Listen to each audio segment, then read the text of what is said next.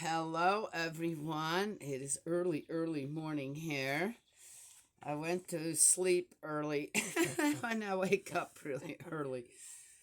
Uh, and I haven't really gotten to doll myself up, which usually just consists of quickly brushing my hair. Uh, which in this weather right now, I don't even know why I bother. My hair just gets frizzy in this humidity and that is that, right? Yes, okay, we'll just go with it.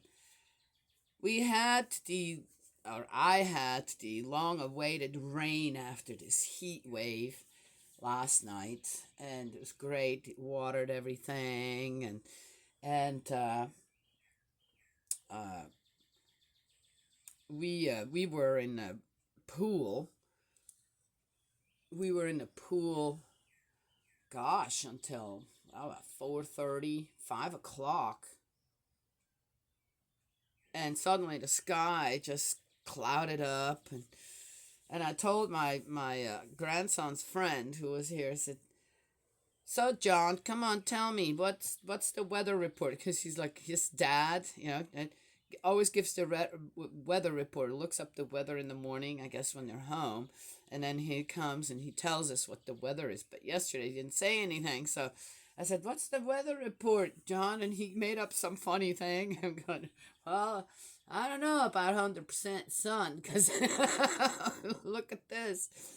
And I realized suddenly there was thundering. I said, "Hey guys, we got to get out of the pool. I don't know what else is coming here." Total surprise. Nobody said anything about the big old storm coming through or whatever. And here it was not that bad. But when I looked this morning, uh, kind of through my Facebook page, there were, oh my gosh, very close by here, about 20-minute drive from here, 25-minute drive from here in Lexington, there was a huge windstorm and threw down big old trees on top of people's homes, and people lost power, and I don't know what else. Total surprise this morning to hear that.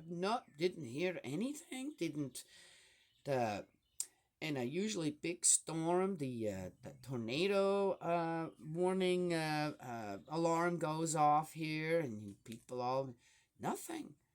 But yet there were parts of uh,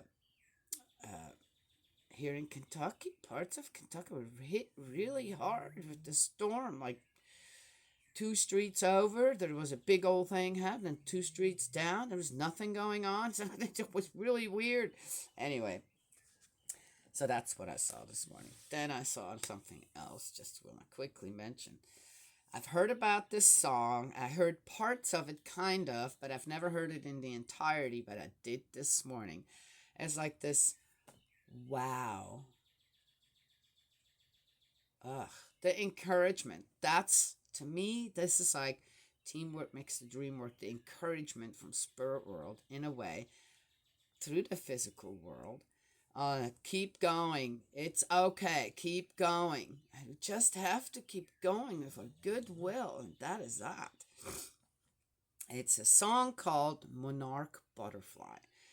I put it on my Facebook page because it's so beautiful. It's absolutely beautiful. I love everything about it. The music, the words, the way in this case, was presented. Love it, love it. I love this. Oh, my heart. It's called Monarch Butterfly.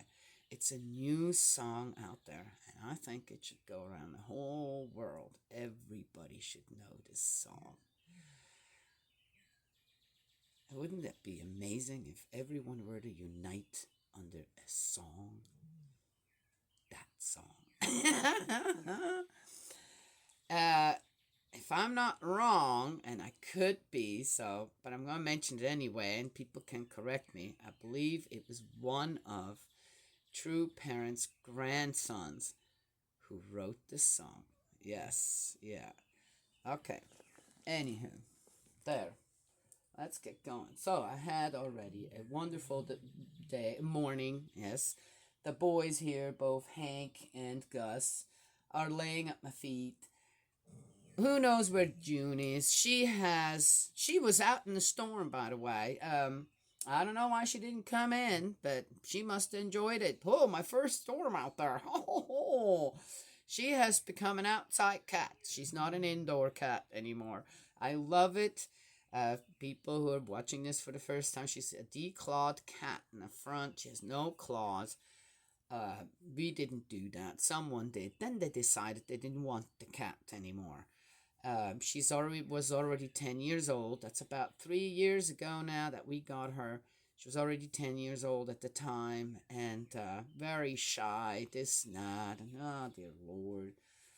And now she's here. This is like the perfect environment for her, where she can go out. She is safe. She has to make her way past the dog pack and sometimes one of the cats over at the other house comes and visits, and sometimes she's okay, sometimes she's but anyway, so happy to see how a cat that can't really live a cat life because she has no front claws uh is very happy now, and just is loving outdoor life to the point of I don't care if eventually came in yesterday. She was wet. She was wet and just happy. You could tell it wasn't like, oh, I was out there. No, she was just, whoa, that was something.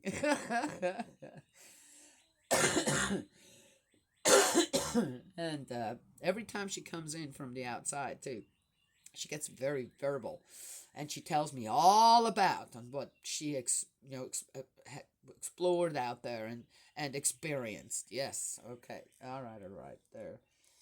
So, and then yesterday I had all of my grandchildren plus, yes, and oh, yesterday was a bit of a trying day. They somehow just wanted to get on each other's nerves, right? Grousy, so and so hit me. I was an accident. Grousy pushed me. Grousy, she did that. Grousy. I was like, ah. Finally, I did the timeout thing. When you have to do that with children 9 years old, got not so much fun. But I said, okay, get out of the pool. Get out of the pool and go and have 5 minutes. And this is ridiculous. But I didn't. Blah blah blah. I said, just do it. Then the other one, right? Okay, you can get in now. You have a timeout. And suddenly they were playing just fine. Yes? Yeah. All right. Anywho,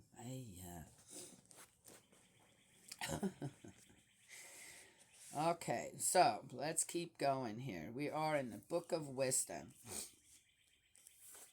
18.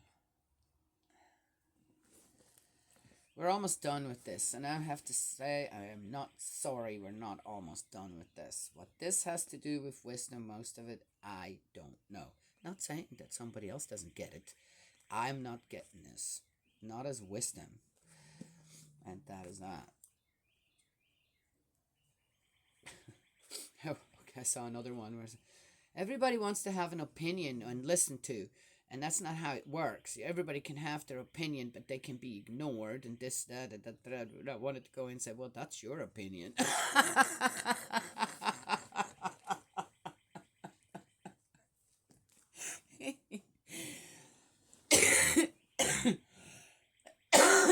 Sometimes I had the air conditioner on all night for the dogs, because it's so humid out there. It's still even after the rain, it cooled down very little. And now I'm paying for it a little bit. I can tell there's this gurgling stuff going on. Okay. What was I gonna say now before?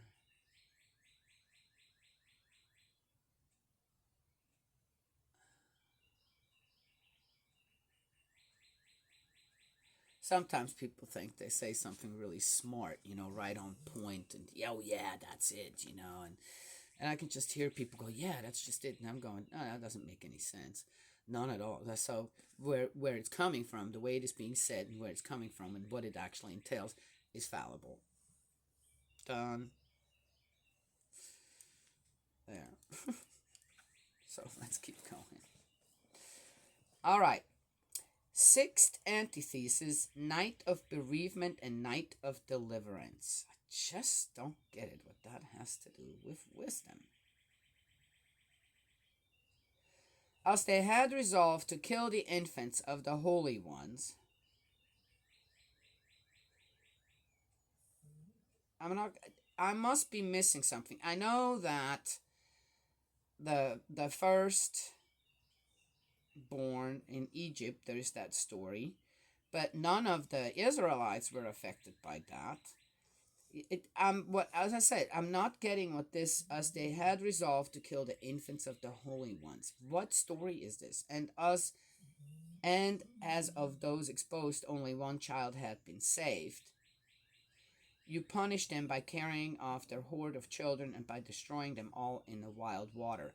Unless this is actually a story in the Old Testament that isn't should be in the New Testament.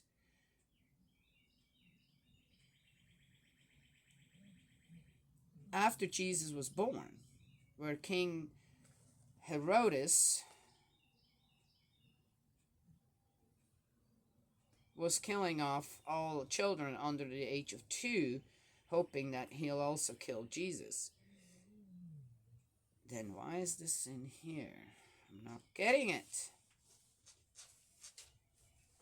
Or there is a story we don't know about in the Old Testament.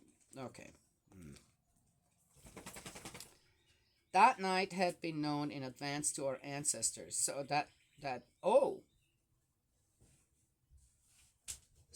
well knowing him in whom they had put their trust, they would be sure of his promises. No, I'm not getting that.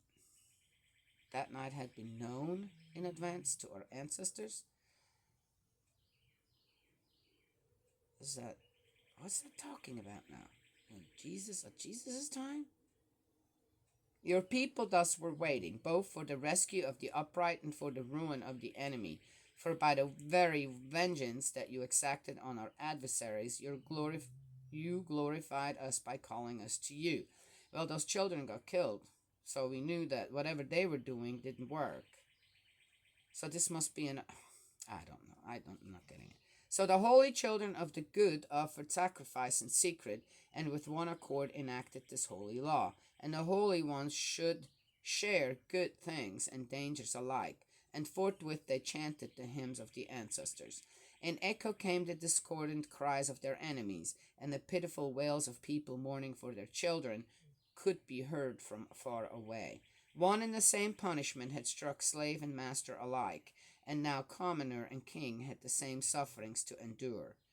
Or was it at the time of the Egyptians? I don't know. Now it does sound like that. Struck by the same death, all had innumerable dead. There were not enough living left to bury them. For at one stroke the flower of their offspring had perished, those whose spells had made them completely incredulous when faced with the destruction of their firstborn. Oh, okay. Acknowledged this people to be child of God. All right, now we know. But it sounded like there were way more. It says only one child was stayed. Okay, I'm not going to go there. Whatever. When peaceful silence lay over all, and night had run the half of her swift course, down from the heavens, from the royal throne, leapt your all-powerful word, like a pitiless warrior into the heart of a land doomed to destruction. Carrying your unambiguous command like a sharp sword, it stood and filled the universe with death. Though standing on the earth, it touched the sky. Immediately dreams and gruesome visions overwhelmed them with terror. Unexpected fears assailed them. Hurled down, some here, some there, half dead, they were able to say why they were dying.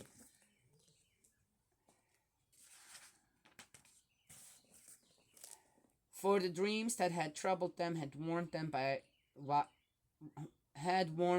why beforehand, so that they should not perish without knowing why they were being afflicted. So, we're talking here of a supposed happening when the Israelites wanted to leave, and then the Pharaoh said yes, then he decided no, and then all this stuff started happening, and one of them was the firstborns of every Egyptian family died. Okay, so were they infants? Most of them probably weren't infants, but there were some. I don't believe that had anything to do with God. I do not believe that. I do not believe that God would take out his anger and resentment because of some Pharaoh who's whatever on children. Do you want to believe that? You want to believe a story like that? Well, you go right ahead. But you know what? In my opinion, that's ludicrous. And to put that kind of horrific event or action at the feet of God, our heavenly parent, is ridiculous, ludicrous, and I had no idea who came up with something so horrific.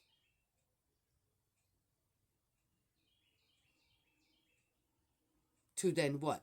Exalt themselves as the better people. No, sorry, not happening. I have no doubt, again, when it comes to Egypt and the Egyptians and the Israelites, who was the bad guys there? All the Egyptians? What do we know exactly about how the Israelites lived with the Egyptians? Well, there's a lot of them who made it. They were just fine, and they had their homes, and as far as I know, they were even allowed to practice their religion. Okay, just saying. I'm sure that Israelites and Egyptians alike were friends. So, if you know beforehand, hey, if I don't put the cross on my door, okay, that's what I would have been probably doing, okay? Well, I don't know what I would have done at that time. Now, this is what I would do. If I had friends, I knew these are good people, right? Yet I know the secret about something that's going to happen, that if I do this or that, then it won't happen to me. Surely I will share that, even if it is my supposed enemy. Okay, enemy in what exactly? Right? Oh, they're Egyptians. No, those are Israelites. Do you know? Are you getting what I'm saying here? So anyway, but that's how the the first. Why doesn't God just kill the firstborn of the Pharaoh? Right? Yes, have him die of something. And then, well, he died because you're not letting us go. That would not have been enough. So God had to make a real statement there throughout the whole, of the Egyptians. Okay, you know what? I'm not even going to go there anymore. It sounds so ludicrous to me. And who comes up with that kind of stuff? And why? Again, why? To lay that kind of stuff at the Creator's feet, killing children. No, not going there. Done. And let's not forget, Moses was taken in by whom? An Egyptian. Well, that was the safest at that time, because, okay, you know what? Not going there. Anyway. Oh, yeah, so maybe in that story. If someone does something atrocious to us, then we're going to go and do that. I'm going to find out what nationality that dude was who stole this from me, and then I'm going to go and steal from all of his kinsmen or the same nationality.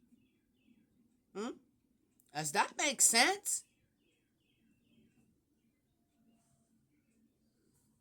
Because now they're all bad.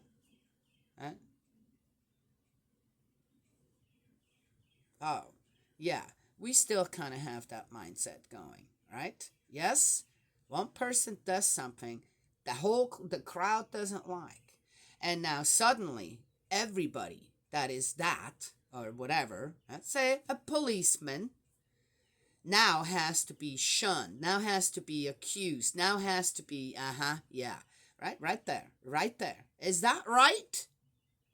Okay. Well, I made my point, I think. All right, let's keep going. We have just a little more to go. Better not overstep 30 minutes. Anyway, this does not make any sense. I don't know why this is in here, but as I said, there is such a disconnect of the stories are so disconnected in a way from one another that it seems to be more like, well, let's see if this will work to control the people. Let's see if this will work to control the people. Yes? And it goes through generations and generations and generations. This is weird. It's just weird. This is weird on how this is in here, described. And yet, what are we supposed to believe? Yes? I'm just saying. Threat of annihilation in the desert. Experience of death, however, touched the upright too. Oh, really? Oh, now we have to fix that. Okay. And a great many were struck down in the desert, but the retribution did not last long. How were they struck down? It doesn't really say anything about that. I always wondered how many died on that long trek in the desert. What did they die of? Just old age, or did they get, bit by snakes or other insects, this, that, and died of poisoning? And then starvation? Did this die of starvation?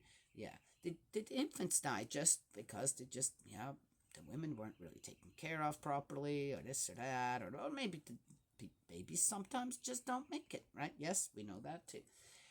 But I always wondered how that went for the Israelites. Here we get a little bit, so they did experience that. But they were struck down. Well, people do just die too. But the retribution did not last long, for a blameless man hurried to their defense, wielding the weapons of his sacred office, prayer and expediating incense. They must be talking about Moses, right? He confronted retribution and put an end to the plague. Thus showing that he was your servant. There was a plague going on. How overcome hostility, not by physical strength, nor by force of arms. He overcame hostility, not by physical strength, nor by force of arms, but by word he prevailed over the punisher, by recalling the oaths made to the fathers and the covenants. Already the corpses lay piled in heaps, when he interposed and beat retribution back, and cut off its approach to the living. For the whole world was on his flowing robe, the glorious names of the fathers engraved on the 4 rows of stones, and your majesty on the diadem on his head. From these the destroyer recoiled. He was afraid of these. This one experience of retribution was enough. What the heck story is that?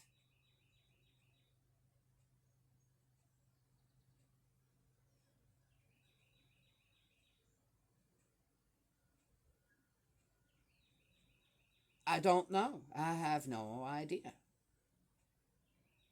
But something happened there to the Israelites. Sounds like it. Huh. Interesting. A book of wisdom. I wonder if anybody actually has read the book of wisdom. Because that's interesting. Where did that come from? Huh? Something happened to the Israelites. But one does not want people to know that. One wants to know that the Egyptians were the ones who were afflicted with stuff, while the Israelites weren't, because the Israelites needed to leave Egypt, right? Yes? I've heard that many of the Israelites didn't really want to leave because their life actually wasn't all that bad. Right? Yes? But anyway, so there it is. Interesting little part. And again, who's being blamed for that? Okay, well, how come with the infants, for example, before, the little part before, it was God who punished the Egyptians, right? But then, here, who is that destroyer and punisher? Who's that destroyer? Is that God? Well, in the way that it is described here, and how, sounds like the angel of God came and had the plague recede or something. Right? That is made into also some kind of a figure, right, of something in here, rather than, it's a disease and it gets, if you're not clean, that disease can happen, right? Or did at that time. I don't know if the plague's still possible today. If you watch Hoarders, you wonder why, right? Certain outbreaks of diseases uh, in whole neighborhoods where people like that live hasn't happened. I do. I wonder why not. Why hasn't that? That's interesting, don't you think? But then here, okay. So in one part, and it's all about how God is punishing people who are not letting His people go. But then here in the other part, when the Israelites are afflicted with something, it's the devil. It's some kind of a devil thing, and then God sends some angel or whatever to right to shield them. Oh, but they already had a lot of people dead. Right?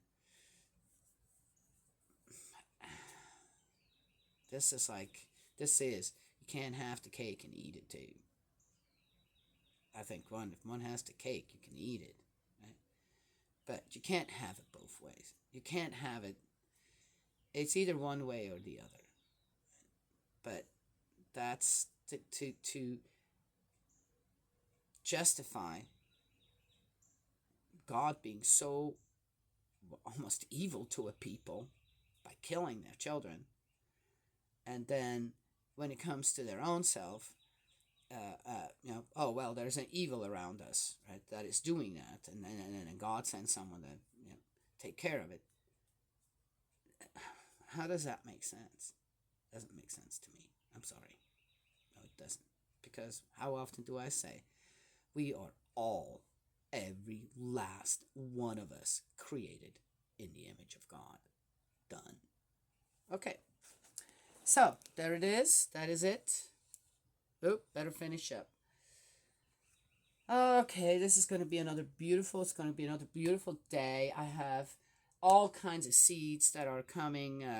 They're getting ready to be dried for next season, next harvest, next planting season, next spring, and I love it.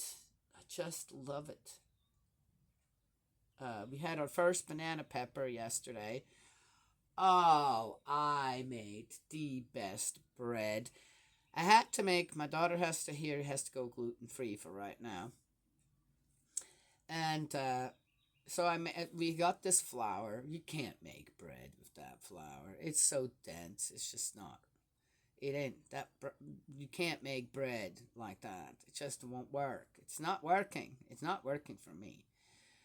And but I made her a bun out of that flour, and it came out so dense. It rose just a little bit, and then it did bake, but it was so dense. It was so dense.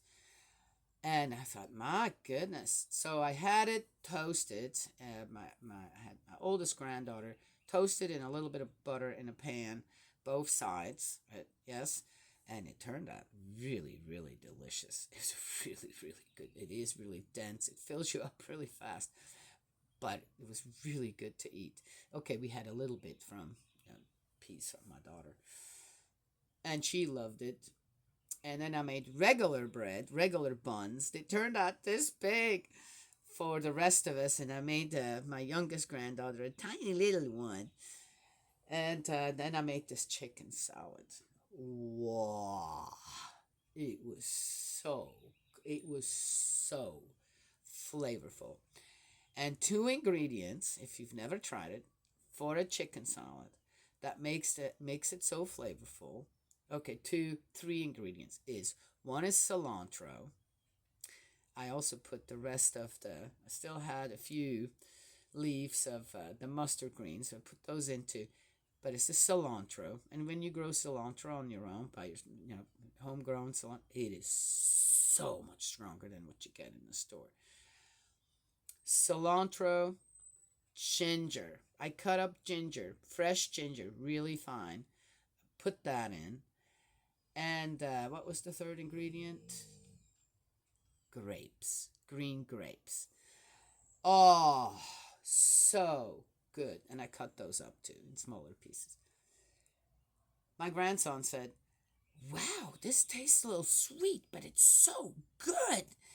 And I told him it has grapes in it. It does. Wow, Grozy, you're great. I'm going, yeah, it's not my recipe. Well, this was my recipe, but the grapes, that's some, people put grapes and apples in with chicken all the time. Anywho, it was delicious. It was so flavorful, so delicious with the bread. And, uh, yeah. And then we ate. I put some tomatoes also as a on in the sandwich. Yeah, I made sandwiches out of it. And then we had the first banana pepper, and I cut that up. Everybody got two little strips, yes, to eat. Yeah. Oh, so wonderful. Okay, gotta go. Oh, yeah. We're past 30 minutes now. Probably got another minute or so. May Heavenly Parent bless and protect you, guide you, and embrace you with love. Eldritch, my brother, my dearest brother in faith, I love you. Let's keep praying. Yes. And I will talk to you all another time.